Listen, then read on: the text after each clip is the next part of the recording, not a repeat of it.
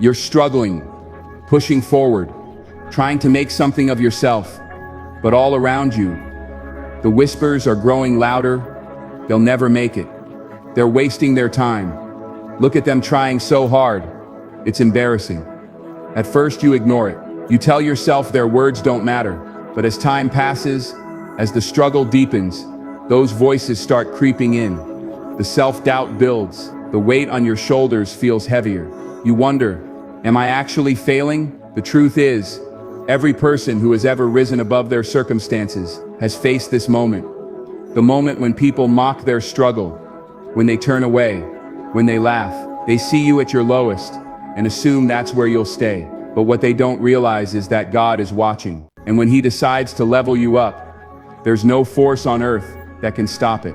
This is the story of transformation. This is the story of what happens when God turns your struggle into strength, your rejection into redirection, and your pain into purpose. Why this message matters. Society has conditioned us to judge success by immediate results. If you're struggling, people assume you're failing. If you're taking time to grow, they assume you're stuck. They don't see the behind-the-scenes work, the prayers, the nights spent in silent battles with your own doubts. But here's what they don't understand.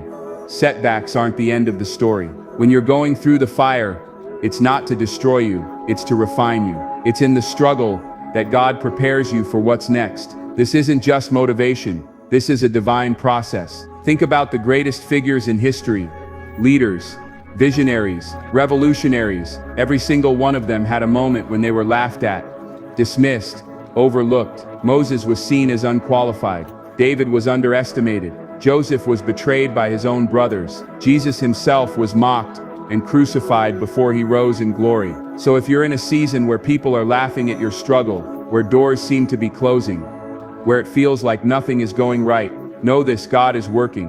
What feels like rejection is often divine protection. What seems like failure is often preparation for a breakthrough you can't yet see. The power of divine elevation. Here's what you need to understand.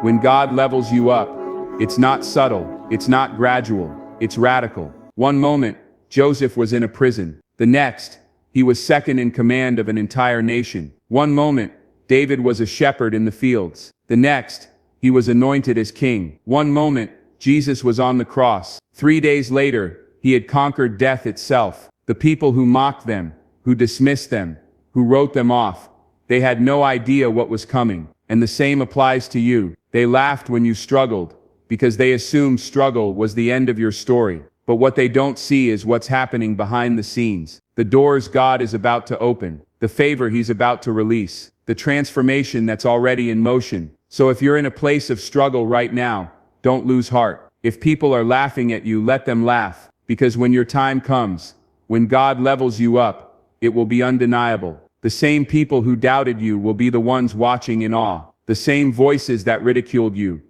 will be the ones left speechless. Your story isn't over. It's just getting started. Now let's dive in and explore the journey, how struggle shapes you, how setbacks position you for greatness, and how when the time is right, God steps in and elevates you beyond anything you ever imagined. There comes a moment in every journey where the weight of the struggle feels unbearable. It's not just about the obstacles in your path. It's about the emotions that come with them, the loneliness, the doubt, the frustration of giving your all and seeing little in return. Imagine yourself standing at the edge of a road that stretches endlessly before you. Every step feels like a battle. The people who once believed in you have distanced themselves. The ones who laughed at you now watch, waiting for you to quit. And maybe, just maybe, a part of you wonders if they were right.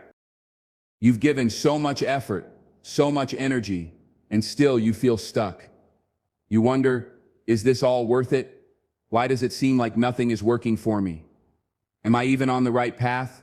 This moment, the moment of exhaustion, self-doubt, and discouragement, is the turning point. Because this is where most people give up. They see the struggle as a sign that they've reached their limit, that they're not meant for more, that maybe the laughter and doubts of others were justified. But here's the truth. This is not your breaking point. This is your breakthrough point. The emotional shift from doubt to determination. Every great transformation begins with a shift, not in your circumstances, but in your mindset. Your emotions, while powerful, can often deceive you. They'll tell you that struggle means failure. They'll whisper that because things aren't happening fast, they're not happening at all. But that's not how God works. See, struggle isn't proof of failure, it's proof of preparation. Think about an athlete training for the Olympics. The hardest days, the most painful workouts, the moments of exhaustion, those aren't signs they should quit. Those are signs they're getting stronger. The same applies to your life. God isn't punishing you, He's preparing you. What feels like delay is actually development. What feels like rejection is actually redirection. What feels like struggle is actually shaping you into the person who will be ready to step into the level that's coming next. But for that shift to happen, you have to change your perspective. The universal emotional response. Pain and growth go hand in hand. Here's the uncomfortable truth. Pain and growth are inseparable. If you ask anyone who has ever achieved something great, they'll tell you the same thing. There was a season when no one believed in them, a time when people mocked their dreams, a moment when they felt so alone, they almost gave up. You are not alone in your struggle. Every person who has ever risen above their circumstances has had to endure the fire before they stepped into their purpose. And what separates those who succeed from those who don't isn't talent. It isn't luck. It's the decision to keep going when everything in them is telling them to quit. The mindset shift. Using the pain as fuel. Pain can do one of two things.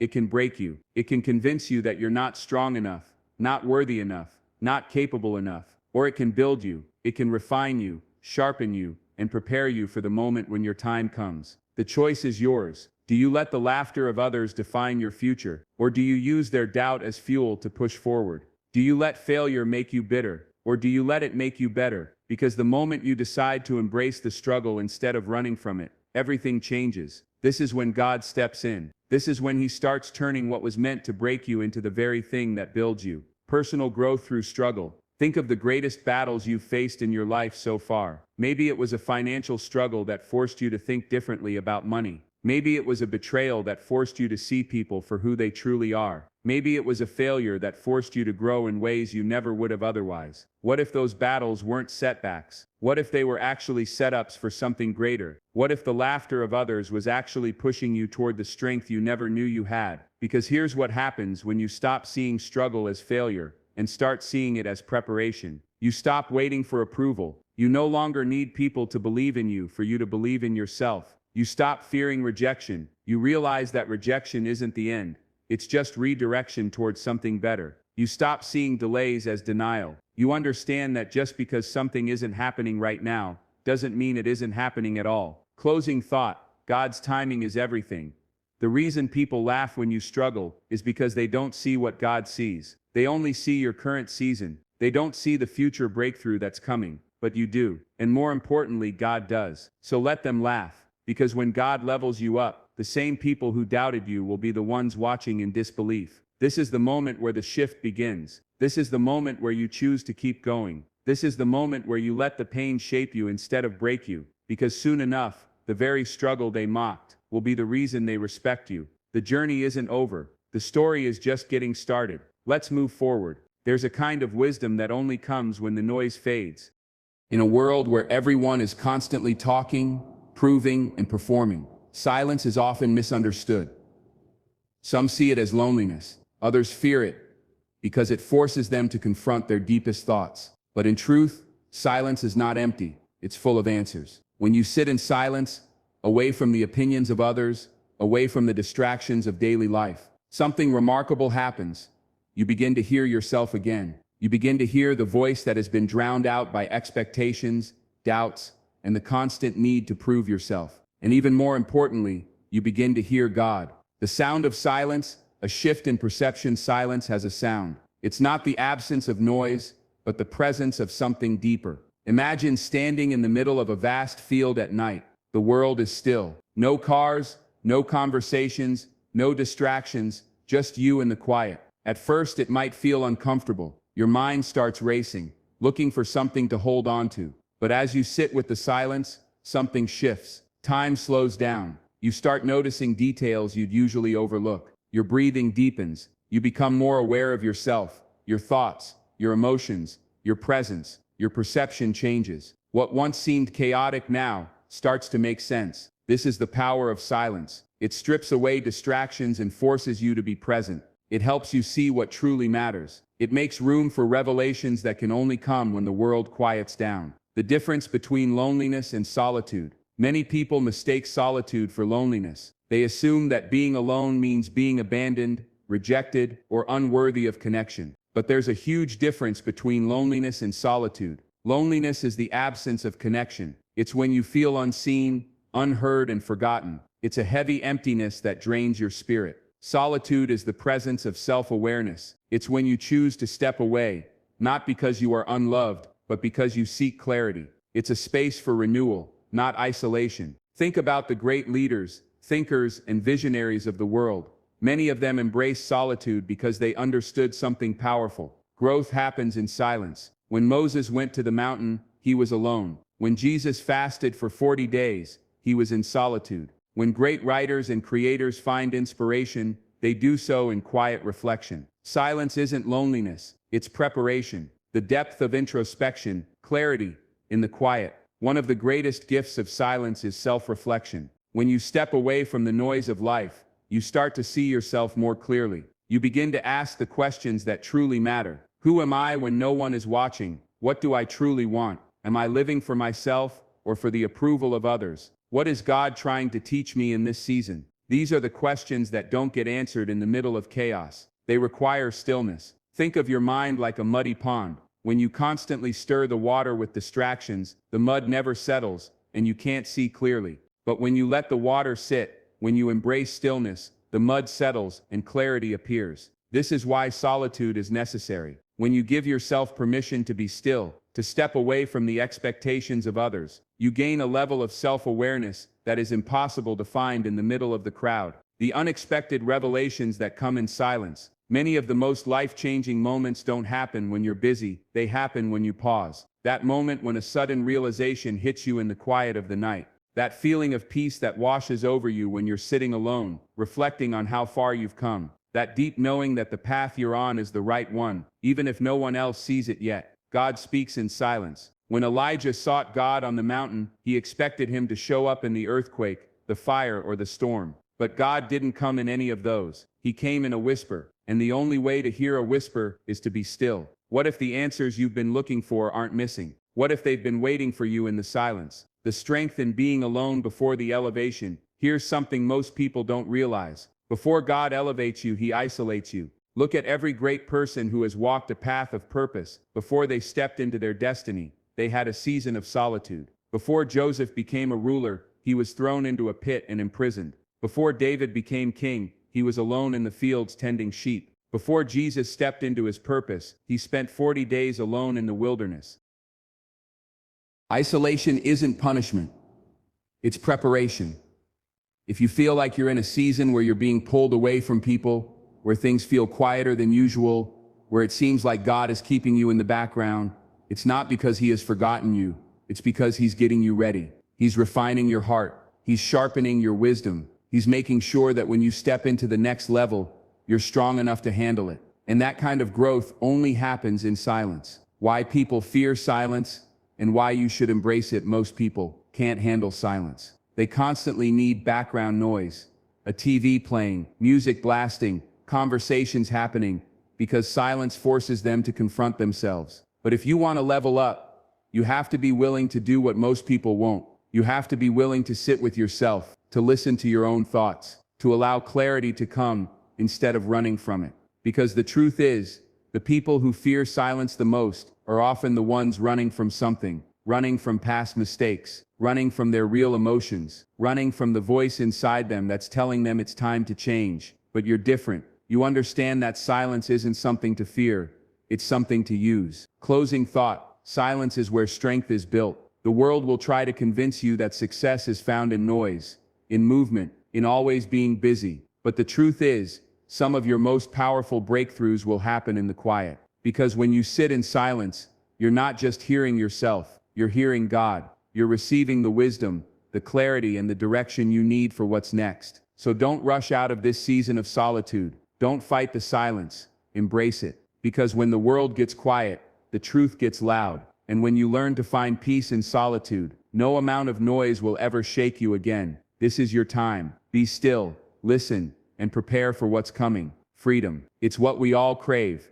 The ability to move, to choose, to define our own path. From childhood, we dream of the day we no longer have to ask for permission, the day we can make our own decisions, set our own rules, and carve out our own destiny. But here's the truth. No one talks about freedom as both a blessing and a burden. On one hand, it's exhilarating, like standing at the edge of a vast open road with endless possibilities ahead. On the other, it's terrifying, because now there are no guardrails, no instructions, no one telling you which way to go. For some, this realization is liberating. For others, it's paralyzing, because when you finally step into freedom, you also step into responsibility, and the weight of making the wrong choice can feel heavier than the chains you just broke free from. The first taste of true autonomy. There's a moment in life, whether it's leaving home, quitting a job, stepping into entrepreneurship, or simply realizing that your life is 100% yours to shape. When the weight of freedom truly hits, it's the moment when you realize no one is going to save you, no one is going to tell you what to do. Every decision,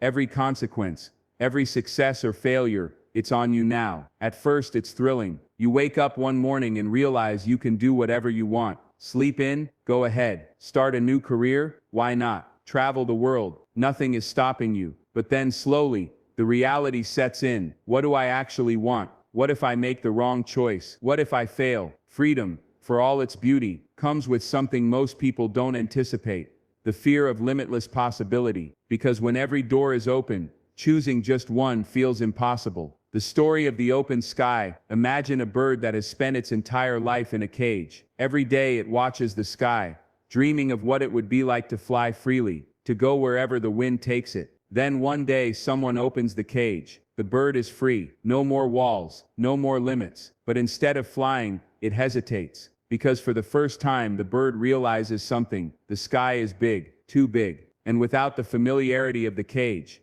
without the comfort of structure, the bird feels lost. This is the paradox of freedom. We long for it, we fight for it. But when we finally get it, we realize it's heavier than we expected. Because freedom without direction feels like falling instead of flying. The need for structure and discipline in freedom. Here's the secret to handling freedom without being crushed by it. Discipline is what turns freedom into power. Without discipline, freedom is chaos. Without structure, freedom is overwhelming. Without purpose, freedom is empty. Think of it like this. A ship without a sail is free, but it has no direction.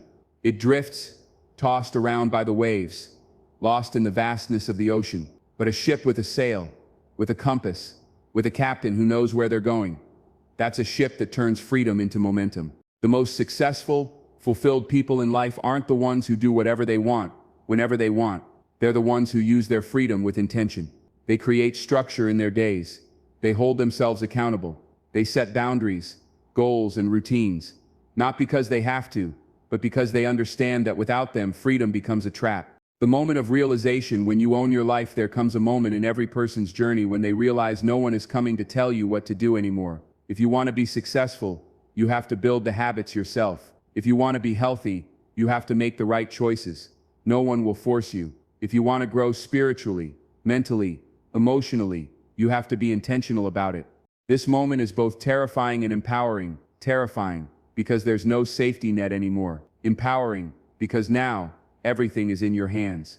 When you stop waiting for someone to tell you what to do, when you stop looking for external validation, when you take full ownership of your life, that's when you truly become free. Because freedom isn't about escaping responsibility, it's about owning it. The beauty of freedom, the power of choice, for all the weight that freedom carries, there is something undeniably beautiful about it. It means that your life is yours to create. You don't have to stay stuck in a situation that drains you. You don't have to live by someone else's rules. You don't have to follow a path that doesn't align with your soul. Every single day, you have the power to decide who you want to be, what kind of life you want to live, what kind of impact you want to leave behind. That's what makes freedom so powerful. It gives you permission to rewrite your story. The balance between freedom and responsibility. The key to thriving in freedom is finding balance. Too much structure, and you lose the very essence of freedom. Too little structure, and you become lost in the vastness of it. The happiest, most successful people have mastered this balance. They embrace the beauty of freedom while respecting the weight of it. They enjoy the open road, but they set a direction. They understand that freedom isn't about doing whatever you want. It's about having the power to choose wisely. Freedom is not just about you, it's about others. Here's another truth about freedom. True freedom isn't just about personal gain. It's about lifting others up. When you are truly free, you don't just break chains for yourself, you help others break theirs. When you step into your full potential, you create opportunities for others to do the same. When you take control of your life, you become a living example of what's possible. This is why freedom is both a gift and a responsibility. Because the way you use your freedom doesn't just affect you, it affects everyone around you. Closing thought: own your freedom, or it will own you. Freedom is a gift that many dream of but few know how to handle. Some people run from it because they're afraid of the responsibility it brings. Some people waste it because they don't realize its value. But you have the power to own it. Use your freedom with intention. Build the life you truly want. Step into your full potential, not with fear but with confidence. Because when you learn how to handle the weight of freedom, you unlock the beauty of it. And that's when you truly begin to soar. In a world that constantly glorifies big achievements, major milestones, and grand adventures, we often overlook the power of something much smaller: the quiet, fleeting moments that make up the fabric of our lives. The warmth of the sun on your face, the aroma of fresh coffee filling the air, the way a candle flickers in a dimly lit room, the simple act of exhaling after a long day. These are the moments that truly shape us, yet we rush past them in pursuit of something bigger. But what if the real magic, the real joy, is hidden in these small everyday experiences? What if true fulfillment isn't found in the extraordinary, but in the beautifully ordinary? The forgotten art of presence. Think about the last time you truly noticed something small, not just saw it, but really took it in. Maybe it was the way a bird paused mid-flight, deciding where to go next, or the way a raindrop slid down your window, tracing an unpredictable path, or the feeling of bare feet on cool grass, grounding you for just a second. Most of the time we miss these things. Why? Because we're always looking ahead, always chasing, always searching for the next big thing. We treat joy like it's a destination, a goal we'll reach once we have enough, once we do enough, once we become enough. But joy doesn't live in the future. It doesn't wait for the perfect moment.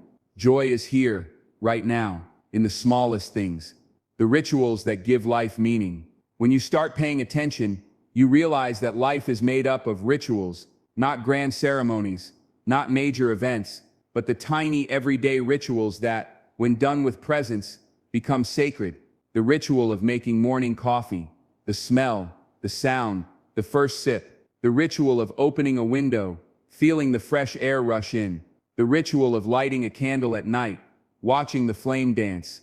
The ritual of stretching in the morning, feeling your body wake up. Alone, these things may seem insignificant, but when you slow down enough to truly experience them, they become anchors. They remind you that even in solitude, even in stillness, life is happening, and it's beautiful. Living alone, a lesson in appreciation. For those who live alone, this truth becomes even clearer. At first, solitude can feel empty. The silence can feel deafening. But over time, you begin to hear things you never noticed before. The rhythm of your own breath, the sound of pages turning in a book, the way the light shifts throughout the day. You start to notice the details that once blurred into the background. And in doing so, you rediscover the simple, quiet joys of being alive. You realize you don't need a crowd to feel connected. You don't need constant noise to feel comforted. You don't need grand experiences to feel fulfilled. Sometimes joy is found in the way your tea steams in the morning light. Sometimes peace is found in the act of watering a plant. Sometimes love is found in the way you take care of yourself, softly, patiently, intentionally. The power of seeing the world with fresh eyes. There's a story about a traveler who visited the same city twice. The first time, he rushed through it. He saw the famous landmarks, took pictures, and moved on. The second time, he slowed down. He watched how the morning sun painted the rooftops gold. He noticed the way the baker greeted each customer by name. He listened to the sound of footsteps on cobblestone streets, and in doing so, he fell in love with a city he thought he already knew. The city hadn't changed. His perspective had. What if we looked at our own lives the same way? What if instead of rushing through each day, we slowed down and truly saw it? Noticed the beauty in the things we take for granted. Felt gratitude for the moments we usually overlook. Realized that life isn't passing us by. It's unfolding in front of us, waiting to be noticed. The comfort of knowing you are exactly where you're meant to be. When you embrace the small moments, something shifts, the pressure fades, the need to chase disappears, the feeling of not enough starts to dissolve, because suddenly you see that you already have so much, a morning that begins with warmth, an evening wrapped in stillness, a life that is simple but full, not because of big achievements or major milestones, but because of the quiet, tender moments that make each day worth waking up for. And when you realize that, you stop waiting for happiness, because happiness has been here all along. In the way the world slows down at sunset, in the way your favorite song feels familiar, like home, in the way life whispers, every day that it's happening for you, not to you. All you have to do is listen. Final thought, the small moments are the big moments. If there's one thing to take away from this, let it be this. The small moments are not small, they are everything. The way you breathe deeply before starting your day, the way you smile at the barista who remembers your order, the way you watch the rain hit your window, just for a second before carrying on. These moments are your life, not the someday you're waiting for, not the future you're chasing, not the past you wish you could return to. This right here, right now, it's enough. And when you truly see it, when you embrace it, you realize that joy has been here all along. All it needed was for you to slow down and notice. No matter how carefully we plan, life has a way of throwing the unexpected at us. A sudden expense, a job loss, a broken appliance in the middle of the night, a medical emergency, a storm that knocks out the power for days. When you're on your own, these moments hit differently. There's no one else to handle them. You are the solution. That reality can feel overwhelming. But here's the truth. Preparation doesn't eliminate uncertainty, but it gives you the power to face it with confidence. Being ready doesn't mean living in fear. It means living with wisdom. And when you understand that, you move from feeling powerless to feeling in control. Let's talk about what it really means to be prepared, practically, emotionally, and mentally. 1. Practical preparation, the foundation of stability. There's a saying, you don't rise to the occasion, you fall to the level of your preparation. And when life throws unexpected challenges your way, your preparation determines your response. Here's how to build a strong foundation. A. Financial preparedness. Your safety net. Money stress is one of the biggest burdens when things go wrong. Your car breaks down. You lose a paycheck unexpectedly. Your rent increases without warning. And if you're not prepared, these situations can shake your entire world. Here's how to protect yourself. Or an emergency fund. Start small. Aim for at least $500, $1,000. Then work up to 3 to 6 months of expenses. Ever dotted saying, track your income and expenses so you know where your money is going. Avoid unnecessary debt. Credit cards are not emergency funds. Use them wisely. Learn basic financial skills. Understand savings, investments, and how to stretch your money in tough times. Financial preparedness isn't about being rich. It's about being ready. B. Home maintenance and essentials. Knowing how to handle the basics when you live alone. There's no one to call in from the next room when something breaks. You need to be your own first line of defense. Ever dotted saying spare basic home repairs. Know how to unclog a drain, fix a leaking faucet, and reset a tripped breaker. Or an essential tools, a screwdriver, hammer, wrench, flashlight, duct tape, and superglue can fix a surprising number of problems. Ever dotted see supplies. Have batteries, candles, a first aid kit, and extra food and water in case of power outages. Know who to call. Have contact numbers for plumbers, electricians, and emergency services saved. Your home should be your safe space, not a source of stress. A little preparation makes all the difference. C. Emergency preparedness. Expect the unexpected. We never think a disaster will happen until it does. Would you know what to do if a fire broke out in your apartment? You lost power for several days? A medical emergency happened while you were alone? Here's how to prepare. Ever dotted ceases E9.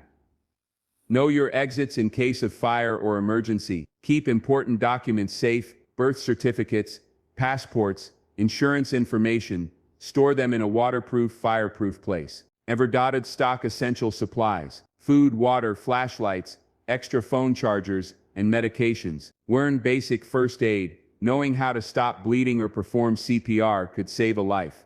Maybe even your own. 2. Emotional resilience. Strength in the face of adversity. Practical preparation is only part of the equation. The real challenge, Staying mentally and emotionally strong when the unexpected happens. Because no matter how prepared you are, some situations will shake you. A sudden loss, a tough financial hit, a feeling of complete isolation. These moments test your resilience, but they also shape it. So how do you stay strong when everything feels uncertain? A. Develop a problem-solving mindset. Instead of panicking, train yourself to pause, assess, and act. Step 1. Breathe. Stay calm. Step 2. Identify the real issue. What's the biggest problem you need to solve first? Step 3. Focus on what you can control. Step 4. Take action, even if it's a small step. Most crises feel bigger than they actually are, until you break them down into manageable steps. B. Build mental toughness. Resilience isn't something you're born with. It's something you develop by facing challenges head on. To strengthen your mindset, learn get comfortable being uncomfortable. Hard times aren't fun, but they teach you more than easy ones ever will. Adaptability. Life changes. Plans fail. Learn to adjust instead of breaking down. Learn playcheck. Stay grounded in reality. Fear makes problems seem worse. Stay focused on the facts, not the worst-case scenario. C. Cultivate a support system. Even if you live alone, you don't have to face everything alone. Of a trusted network, friends, family, mentors, people who will be there when you need help. Strength isn't handling everything alone. It's knowing when to reach out. Invest in relationships before you need them. True support is built over time, not just in crisis. Resilience isn't about never struggling. It's about knowing you can handle whatever comes your way. 3. The freedom that comes from being prepared. There's a strange thing about preparation. The more ready you are, the less fear controls you. When you have an emergency fund, unexpected bills don't paralyze you. When you know how to fix things, small breakdowns don't feel like disasters. When you trust your ability to handle the unknown, fear stops holding you back. And that's the real beauty of preparation. It doesn't just make life safer, it makes life bigger. Because when you aren't constantly worried about what if, you're free to focus on what's possible. You take more chances because you know you have a safety net. You feel less anxious because you trust yourself to handle challenges. You gain a quiet confidence that changes the way you walk through life. Preparedness isn't just about survival. It's about living with strength, security, and self-assurance. Final thought: confidence through preparation. Life will always be unpredictable. There will always be moments that catch you off guard. But the difference between fear and confidence is one thing. Preparation, because when you know you're ready for whatever comes next, you don't just survive, you thrive. Living alone brings a powerful sense of independence. You set your own schedule. You make your own choices. You answer to no one but yourself. And for a while that freedom feels incredible. But then something unexpected happens. One night after a long day, you sit down to eat dinner alone. At first it's peaceful, then it's quiet. Too quiet. The silence that once felt comforting now feels empty. And that's when you realize independence doesn't mean isolation. No matter how strong, successful, or self-sufficient you become, you still need people. And that's not weakness. That's being human. In this section, we're going to explore why connection is essential, even for those who love solitude. How to foster meaningful relationships without sacrificing independence. How to balance self-sufficiency with the deep need for companionship. Let's dive in. 1. Why connection is essential, even for the most independent people. Some people say, I don't need anyone, I'm fine on my own. But is that really true? The science of connection. Humans are wired for connection. Studies show that meaningful relationships improve mental health, boost resilience, and even extend lifespan. In fact, lack of connection is as damaging as smoking 15 cigarettes a day. Our need for social interaction isn't a weakness, it's biology. B. The hidden effects of isolation. At first, solitude feels peaceful, but over time, isolation creeps in. Without deep relationships, your thoughts start to echo in an empty room. You begin to feel disconnected from the world. Moments of joy feel incomplete because there's no one to share them with. Even for those who love solitude, connection is necessary for balance. So how do you stay connected while still valuing your independence? 2. How to foster meaningful relationships while living alone. You don't need to be constantly surrounded by people to feel connected. You just need the right kind of connections. Here's how to cultivate meaningful relationships, even while enjoying your solitude. A. Prioritize depth over quantity. Some people measure connection by the number of friends they have, but real connection isn't about numbers, it's about depth. Ask yourself, who are the people I can truly be myself around? Who do I feel emotionally safe with? Who listens, understands, and encourages me? Even one or two deep connections can be more fulfilling than 100 surface-level relationships. Quality over quantity. B. Make small moments matter. Connection isn't just built through deep conversations, it's built through consistent small moments of care. Send a simple thinking of you text. Call a friend on their birthday instead of just texting. Call a check-in on someone going through a tough time. These moments strengthen bonds over time. C. Learn the art of being present. When you do spend time with others, be fully there. Call a tavern way card. Call a tavern. Udam Sing. Mol sing without waiting to respond. Mol sing make eye contact and truly engage. In a world full of distractions, deep presence is a rare and powerful gift. 3. How to balance self-sufficiency with the need for companionship. Some people fear that leaning on others means losing their independence. But true independence isn't about doing everything alone. It's about having the freedom to choose who you let into your life. Here's how to balance self-sufficiency with healthy relationships. A. Recognize that asking for help is strength, not weakness. Independence doesn't mean handling everything alone. If you need advice, ask. If you're struggling, reach out. If you're feeling down, share it. The strongest people know when to seek support. B. Set boundaries to protect your energy. Being social doesn't mean saying yes to every invitation or conversation. Protect your alone time. Say no when you need to. Prioritize relationships that bring value, not drain you. Boundaries allow you to stay connected without feeling overwhelmed. C. Learn to enjoy solitude without letting it become isolation. There's a difference between choosing to be alone and feeling disconnected from the world. Make time for both solitude and social connection. Engaging community activities, even if you don't always feel like it. Engaging community activities, even if you don't always feel like it. With reprove, the unexpected beauty of connection, some of the most beautiful moments in life are shared ones. Laughter, a laughing until you can't breathe. Engaging truly understood, knowing someone has your back. Watching a sunset with someone who appreciates it as much as you do. Independence is powerful, but connection makes life richer. The key is finding balance, knowing when you need solitude and when you need people. Because in the end, we were never meant to do life completely alone. Final thought, independence and connection can coexist.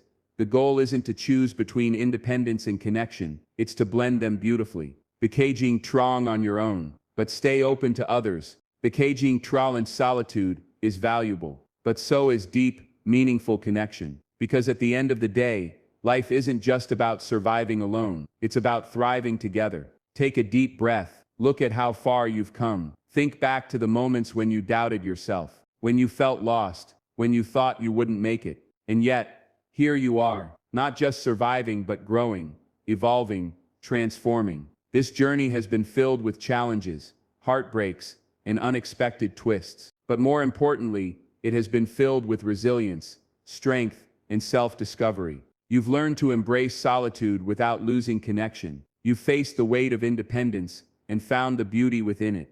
You've discovered joy in small moments, prepared for the unexpected, and redefined what freedom truly means. And now, as we reach the end of this journey, there's one final truth to embrace. You are stronger, wiser, and more capable than you ever imagined. 1. The power of resilience. Resilience isn't about avoiding hardship. It's about facing it, feeling it, and finding a way through. There were days when you felt invisible, days when you felt like the world moved on without you, days when the silence was deafening. But here's the thing, you didn't let it break you. Every struggle you faced built a new layer of strength within you. Every tear you shed watered the roots of your growth. Every lesson you learned shaped the person you are today. Resilience isn't about being unshaken.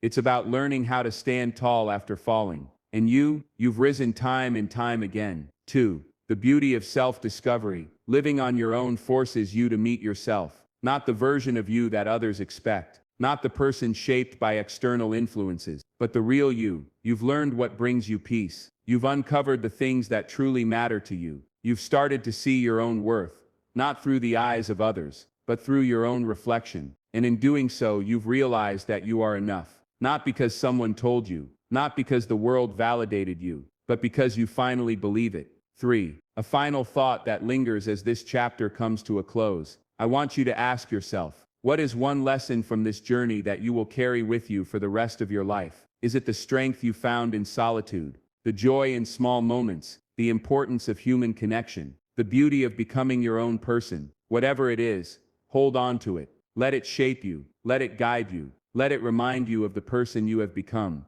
Because the truth is, you are still becoming. Life isn't about reaching a final destination. It's about evolving, growing, and continuing to step into the person you were meant to be. 4. The question for you now? I leave you with this. Who are you becoming? Not who the world wants you to be. Not who your past says you are, but who you choose to be.